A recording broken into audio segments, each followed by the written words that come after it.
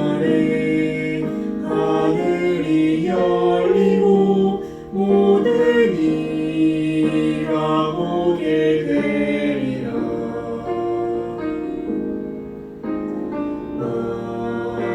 마침내 꽃들이 피고 영광의 주가 오시리라. 꽃들도 구름도 바람도 넓은 바다도 찬양하라 찬양하라 예수를. 하늘을 울리며 노래해 나의 영혼아. 은혜 주 은혜 주 은혜 주. 꽃들도 구름도 바람도 넓은 바다도 찬양하라 찬양하라 예수를. 하늘을 울리며 노래해 나의 영혼아. 은혜 주 은혜 주 은혜 주 은혜 주 은혜 주 은혜 주.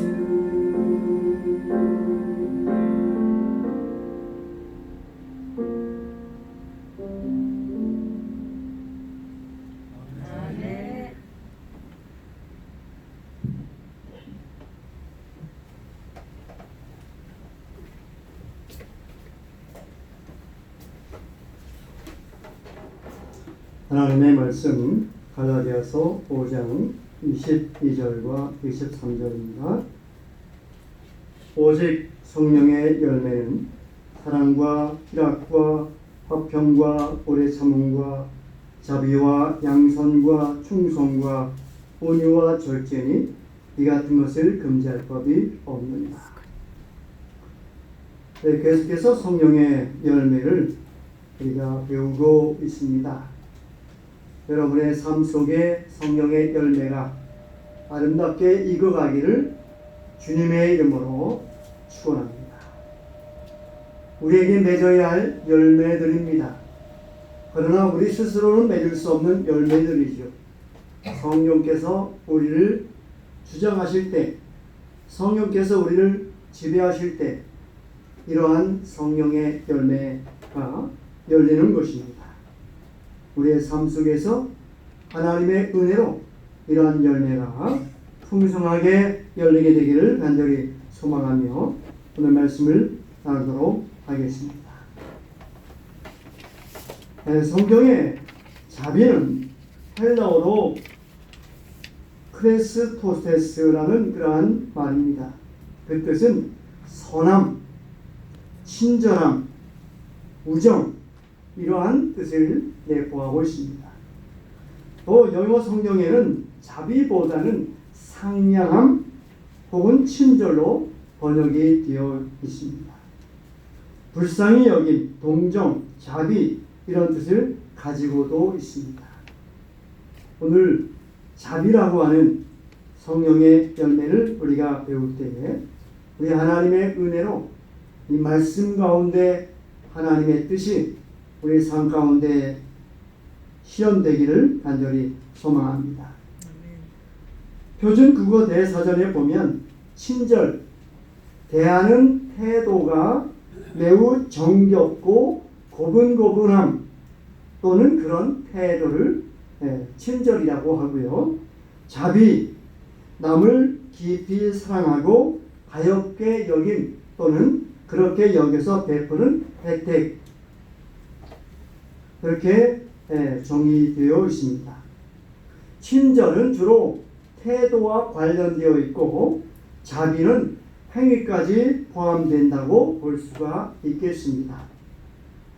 원어의 의미는 친절에 더 가깝지만 성경에 자비라고 번역되어 있기 때문에 친절과 자비 두 가지를 함께 말씀을 나누도록 하겠습니다. 먼저 우리는 친절한 그리스도인이 되어야 합니다. 한 영국 소녀가 이렇게 기도를 했다고 합니다.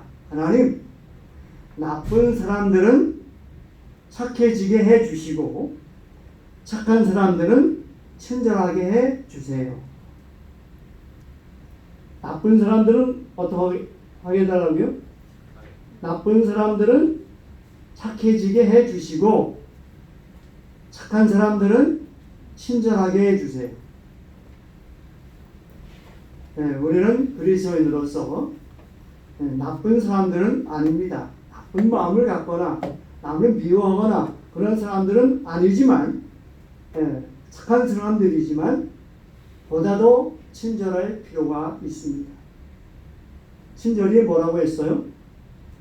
대하는 태도가 매우 정겹고 고분고분함 또는 그러한 태도라고 했습니다. 다른 사람을 어떻게 대하느냐 그것이 바로 친절하냐 불친절하냐로 드러난다고 하는 것이죠. 그런데 우리는 친절한 그리스도인이 되어야 한다는 것입니다.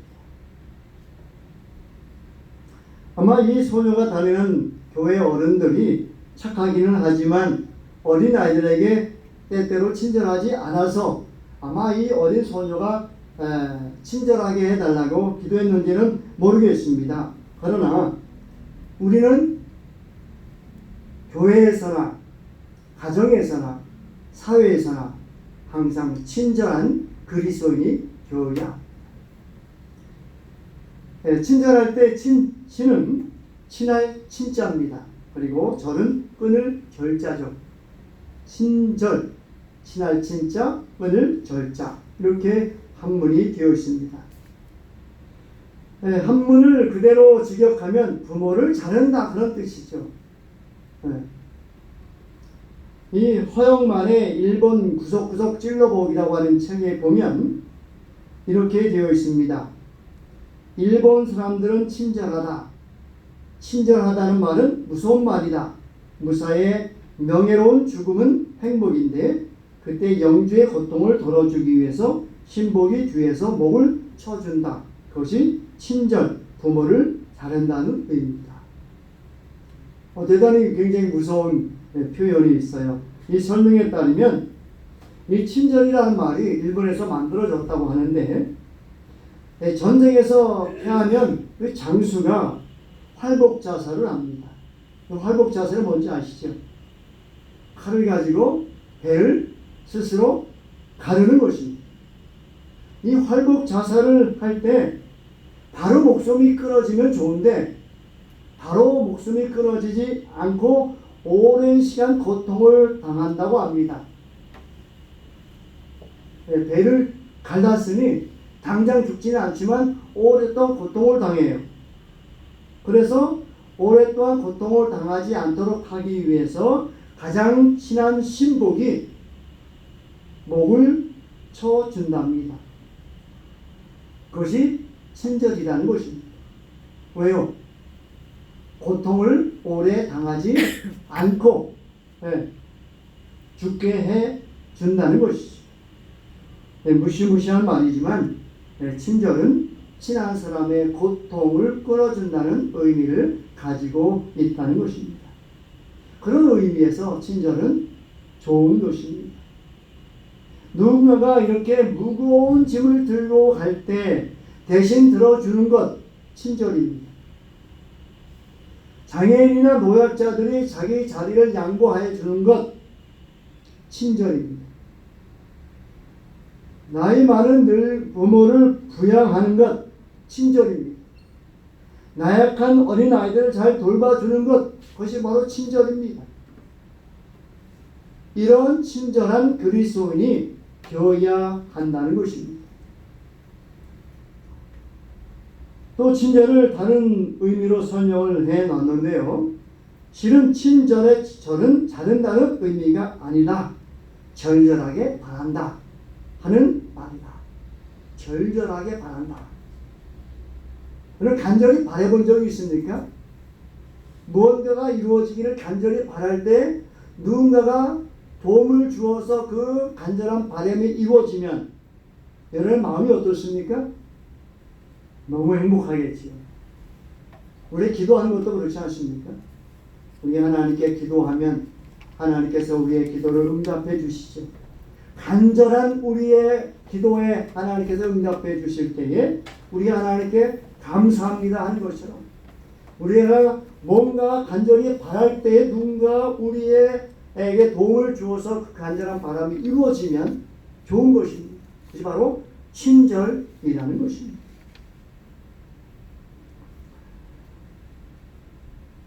절절히 매우 강하게 헤아리는 모습을 나타내는 말로 진심으로 마음으로부터 이런 뜻이에요. 신앙, 배려의 정도가 그냥 보통이 아니라 보통 이상 그렇게 나타나는 것을 말하는 것이죠. 친절은 그냥 친절한 정도가 아니라 격하게 그냥 배려하는 정도가 아니라 격하게 배려하는 것이 친절이라고 하는 것입니다. 성령의 열매에서 말하는 친절, 자비는 바로 이러한 것입니다. 이렇게 친절하게 누군가에게 도움을 주신 적이 있었습니까? 성령을 따라 사는 사람은 친절한 정도가 격하게 친절한 사람이 된다는 것입니다. 성령께서 주관하시는 사람, 성령을 따라 사는 사람은 이렇게 그냥 보통의 사람이 아니라 보통 이상의 정말 격하게 어떻게 보면 지나치게 어떻게 보면 너무하지 않나 하는 정도로 친절을 베푸는 것이 성령을 따라 사는 사람의 모습이라는 것입니다. 우리가 교회에서나 사회에서나 가정에서나 만나는 모든 사람에게 이렇게 한번 격하게 친절을 한번 경험해 보시기 바랍니다. 그럴 때 성령의 열매 가운데 이 자비, 친절의 열매가 여러분의 풍성하게 열리게 될 것입니다.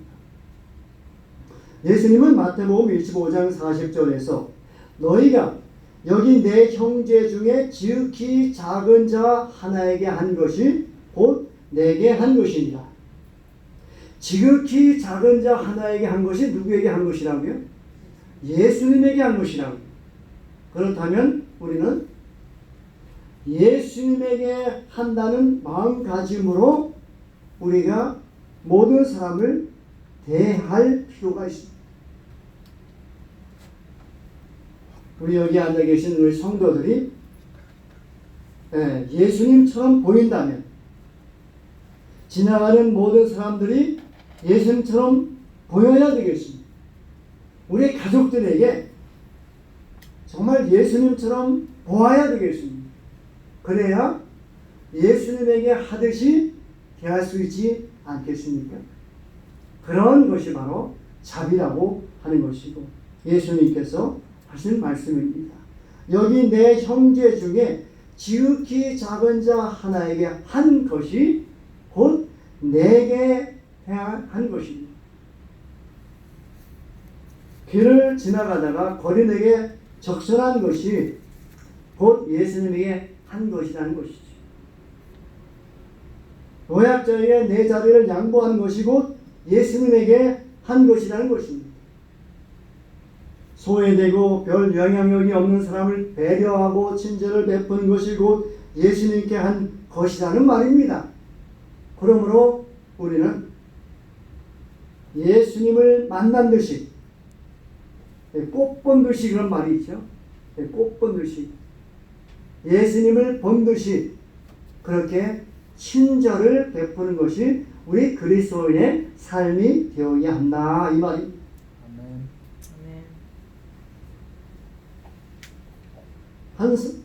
미국의 경영 컨설턴트인 짐 콜린스라는 사람이 이런 이야기를 했습니다. 적절한 사람이 가장 중요한 자산이다.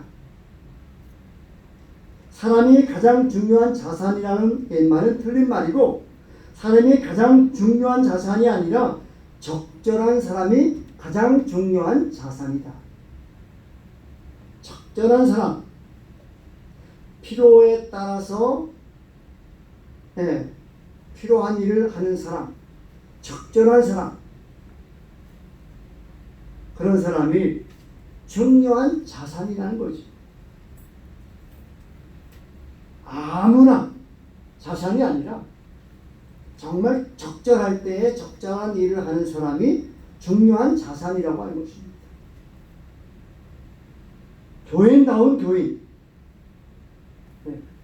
교인이 아니라 정말 교인다운 교인이 그 교회에 몇 명이 있느냐가 중요하다는 것입니다. 단순한 그리스도인이 아니라는 것이죠. 적절한 그리스도인, 적절한 그리스도인은 친절한 그리스도인을 말하는 것입니다. 친절은 사람을 교회로 데려오지만 불친절은 교회를 다니던 사람도 떠나게 한다. 그런 말이 있어요. 따라서 우리에게는 친절한 그리스도인이 필요한데 바로 우리가 그러한 친절을 한 그리스도인이 되어야 하는 것이죠. 고린도후서 6장 3절로 8절을 보겠습니다. 고린도후서 6장 3절로 8절의 말씀을 성경을 가지고 오셨으니까 한번 펼쳐서 읽어보도록 하겠습니다. 고린도후서 6장 2절로 3절 가라사대 내가 은혜 베풀 때에 너를 듣고 구원의 날에 너를 도왔다 하셨으니 보라 지금은 은혜 받을 만한 때요 보라 지금은 구원의 날이로다. 우리가 이 직책이 해방을 받지 않게 하려고 무엇이든지 아무에게도 꺼리끼지 않게 하고 오직 모든 일에 하나님의 일꾼으로 자천하여 많이 견디는 것과 환난과 궁핍과 곤란과 매맞음과 갇힘과 요란한 것과 수고로움과 자지 못함과 먹지 못함과 깨끗함과 지식과 오래 참음과 자비함과 성령의 감화와 거짓이 없는 사랑과 진리의 말씀과 하나님의 능력 안에 있어 의의 병기로 좌우하고 영광과 욕됨으로 말미암으며 악한 이름과 아름다운 이름으로 말미암으며 속이는 자 같으나 참되고 그렇게 이야기하고 있습니다. 여기에 여러 어려운 가운데서도 조심해야 할 것 8가지를 우리에게 제시하고 있습니다. 무엇을 우리가 조심해야 되느냐? 깨끗해야 합니다. 지식이 있어야 합니다. 오래 참아야 합니다. 성령의 감화, 거짓이 없는 사랑, 진리의 말씀, 하나님의 능력, 이 8가지를 이야기하고 있는 것이죠. 우리가 직분을 맡았다면, 우리가 직분을 맡아서 그 직분을 행하는 사람이라면 어떤 자질보다도 친절한 자질을 가져야 한다는 것입니다. 미국의 한 식당에 단골 손님이 언제나 북적 된다고 합니다. 그런데 음식 맛이 특별해서가 아니고 값이 싸서도 아닙니다. 이 음식의 최대 무기는 친절이랍니다. 음식이 맛있어서도 아니고 값이 싸서도 아닌 이 식당이 사람들로 북적대는 이유는 뭐라고요? 친절하기 때문이다. 식당 입구에는 손님은 왕이다 라고 써 있다고 합니다. 그리고 남자 화장실 앞에는 왕, 여자 화장실 앞에는 여왕 이렇게 써 있고 아주 직원들이 굉장히 친절하다고 합니다. 세심한 배려를 아끼지 않는 이 식당 측의 친절에 감동을 받아서 단골 고객이 된다고 하는 것이죠. 친절이 뭐예요? 자본입니다. 친절이 무기예요. 우리는 전쟁을 하려면 무기가 좋아야 합니다. 어떤 무기를 가지고 있느냐에 따라서 그 전쟁의 승패가 갈라지는 경우가 많이 있죠. 우리 그리스도인이 갖추어야 할 무기 중에 또 오늘 배워야 할 무기가 뭐라고요? 친절이라는 무기입니다. 이게 무기예요. 자질이에요. 그러므로 이 친절이라고 하는 이러한 무기를 자질을 우리가 잘 갈고 닦아서 모든 사람에게 친절함으로 모든 사람이 나로 인해서 행복해질 수 있도록 그렇게 해야 하겠습니다. 이 식당은 손님들을 위한 세심한 배려를 아끼지 않고 그래서 그 친절에 감동이 되어서 많은 사람들이 단골 고객이 된다는 것이죠. 그래서 친절은 돈으로 바꿀 수 없는 귀한 자본이라는 것입니다. 우리 자본금이 있어야 우리 사업을 할 수 있어요. 자본이 없으면 사업을 할 수가 없듯이 친절이라는 것을 가지고 있으면 정말 많은 것을 우리가 얻을 수도 있고 그리고 베풀 수도 있습니다. 그런데 이 자본을 활용하는 사람이 많지 않다고 합니다. 우리 성남 동북교회 성도들은 친절을 잘 활용하셔서 이것을 통해서 하나님께 응원 돌리시는 여러분과 제가 되기를 간절히 소망합니다. 아멘. 우리가 이제 명절이니까 오고 가면서 휴게소도 들리고 식당에도 들리고 화장실도 들리고 하지요. 우리나라 화장실은 어느 나라 화장실보다 깨끗하다고 합니다. 넘버원이에요. 우리나라는. 그런 면에서 이 화장실이 깨끗한 것도 많은 나라에 좋은 홍보가 되고 있는 것 같습니다. 자, 이제 명절에 가다 보면 휴게소도 들리는데 휴게소가 어떻게 되겠습니까? 깨끗해야 될 뿐 아니라 친절해야 돼요. 친절하지 않으면 다시는 그것을 가지 않을 것입니다. 그래서 많은 직장일수록 전문적인 직장일수록 친절을 교육합니다. 그래서 직원들이 출입구에 나와서 아주 단정하게 입고 나와서 깍듯하게 인사하면서 고객들을 맞이하는 모습들을 보곤 합니다. 이런 것이 바로 친절이 하나의 자본이고 친절을 통해서 고객을 감동시키기 위해서인 것입니다. 그렇다면 교회도 이 친절은 빼놓을 수 없는 자본입니다. 그래서 우리 모두가 친절한 그리스도인이 되어야 합니다. 대개 이제 안식일마다 교회 입구에 보면 한복을 입고 또 단장한 그 집사님들이 주보를 가지고 나눠주면서 맞이하지 않습니까? 그때 그 집사님이 어떻게 인사하느냐에 따라서 달라진다는 것입니다. 그 한 분만 아니라 교인 전체가 친절을 실행하게 되면 그 교회가 밝을 수밖에, 행복할 수밖에 없다는 것입니다. 사전에서 친절을 대하는 태도가 매우 정겹고 고분고분하다 그랬어요. 우리 가족들 서로를 정겹고 고분고분하게 대해야 하겠습니다. 무슨 일을 하든지 서로 상냥하고 온화하고 친절해야 하겠습니다. 아마 하늘이 그렇지 않을까 생각을 합니다. 하늘처럼 하늘 분위기에서 우리가 살아가야 되지 않겠습니까? 어떤 사람이 간증을 할 때 이렇게 간증을 했어요. 서로 친절하게 대할 때 좋은 관계가 형성됩니다. 좋은 관계 속에서 새신자와 불신자는 행복한 신앙생활을 시작하게 됩니다. 그러기에 친절은 전도의 시작이자 교회 부흥의 초석입니다. 그랬어요. 우리가 밖에 나가서 전도한다고 해서 많은 사람들이 오는 것은 아닙니다.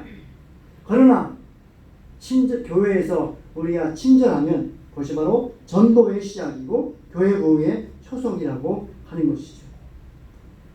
교회 성장연구소의 한 목사님은 이렇게 이야기를 합니다. 새 신자가 교회에 처음 왔을 때,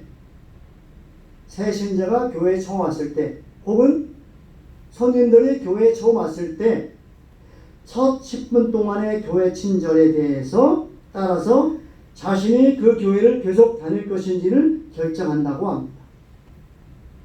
교회에 와서 얼마 동안요? 첫 10분 동안의 시간이 계속 교회를 나올 것인지 안 나올 것인지를 결정한다고 해요.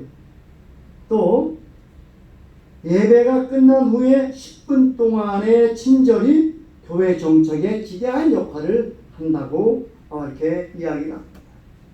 그러므로 우리가 교회 첫 10분만이 아니라 예배 끝나고 10분만이 친절할 것이 아니라 교회에서 모든 시간 동안 우리가 친절하다면 교회에 오는 모든 사람들을 감동시키고 그들이 계속해서 교회에 나올 수 있도록 털을 닦아 놓는다는 것이죠. 우리 교회가 꼭 유념해야 할, 우리 재림교회가 꼭 유념해야 할 자질이 바로 친절이라고 하는 것을 잊지 않기를 간절히 소망합니다. 그래서 우리 교회가 가고 싶은 교회, 머물고 싶은 교회가 되도록 해야 하겠습니다. 우리 사실 교회에 오는 이유가 무엇이죠? 예수님 때문에 오지 않습니까? 근데 예수님이 만약에 불친절하시다면 왜 교회에 오겠습니까? 예수님을 믿는 사람들이 불친절하다면 교회에 오겠습니까? 이러한 같은 맥락으로서 우리가 예수님께 갈 때 예수님께서 우리를 안아주시듯이 우리 교회에 오는 모든 사람들을 우리가 그리스도의 사랑으로 안아주는 친절한 그리스도인이 우리 모두가 되기를 간절히 소망합니다. 자, 두 번째는 우리는 자비로운 그리스도인이 되어야 되겠습니다. 친절한 그리스도인, 자비로운 그리스도인. 자, 아까 친절과 자비에 대해서 말씀을 드렸죠. 친절은 무엇과 관련이 있다고요? 태도와 관련이 있고, 자비는요, 행위와 관련이 있다고 말씀을 드렸습니다. 친절은 태도예요. 내가 다른 사람을 대하는 태도가 친절입니다. 자비는 내가 다른 사람에게 행하는 것이 자비예요. 그러므로 자비는 친절보다 더 광범위한 것을 포함하고 있다고 볼 수가 있습니다. 그러므로 우리는 친절한 그리스도인이 되어야 할 뿐 아니라 자비로운 그리스도인이 되어야 합니다. 자비는 다른 사람을 불쌍히 여기고 그의 어려운 형편이나 고통을 도와주는 행위. 친절은 다른 사람을 맞이하는 태도이고 자비는 다른 사람들을 도와주는 행위입니다. 자비는 상대가 받을 고통을 먼저 생각해 주는 것이 자비입니다. 나는 편안하고 좋은데 상대가 불편하다면 자비가 아니죠. 내가 불편하더라도 상대방이 편하게 해 주는 것이 자비입니다. 예수님께서 십자가에 달려 돌아가실 때의 한 기도 중에 하나는 자기를 십자가에 못 박는 사람들을 위해서 기도했습니다. 뭐라고 기도하셨습니까? 저들이 하는 것을 알지 못합니다. 저들을 용서해 주십시오. 그렇게 기도했어요.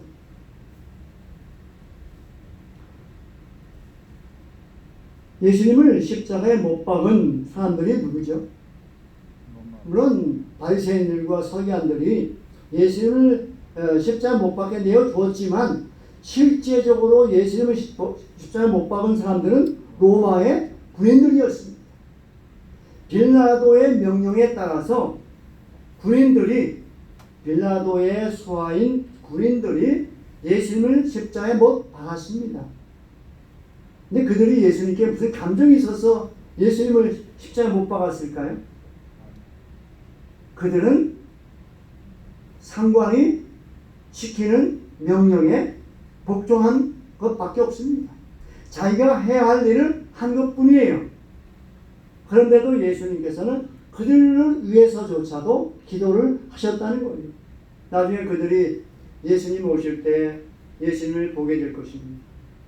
영광 중에 오시는 예수님을 십자가에 못 박은 사람들이 볼 것입니다. 그때에 그들이 예수님을 본다면 얼마나 괴로워했겠습니까? 내가 십자가에 못 박은 분이 바로 하나님이셨구나 하는 사실을 알게 된다면 그들이 얼마나 괴롭겠습니까? 그런데 그들을 위해서 예수님께서 용서의 기도를 하신 것이죠. 이것이 바로 자비입니다. 그들을 염두에 두고 하신 예수님의 용서의 기도가 바로 자비라는 거예요. 예수님은 산상보훈을 말씀하시면서 누가복음 6장 36절에서 너희 아버지의 자비로우신 같이 너희도 자비로운 자가 되라고 말씀하십니다. 이것은 명령이라고 했죠. 우리가 군인이라면 상관의 명령에 복종해야 돼요. 만약에 전시의 상관의 명령에 불복종하면 총살감입니다. 우리 하나님께서 우리에게 명령하시면 우리는 당연히 복종해야 됩니다. 너희 아버지의 자비로움 같이 너희도 자비하라. 그러면 우리가 복종해야 돼요. 그래서 우리는 자비로운 그리스도인이 되어야 하는 것입니다. 하나님께서는 우리가 자비로운 그리스도인이 되기를, 자비로운 하나님의 자녀가 되기를 간절히 원하고 계시죠.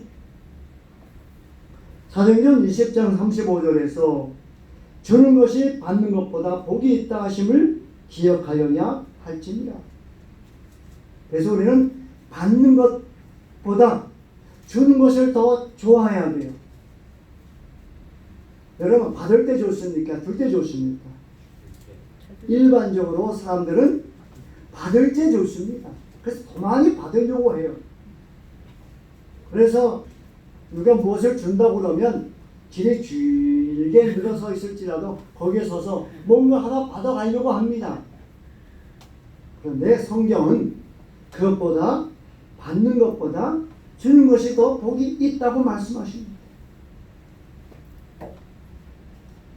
받는 것보다 더 큰 행복은 주는 것이죠.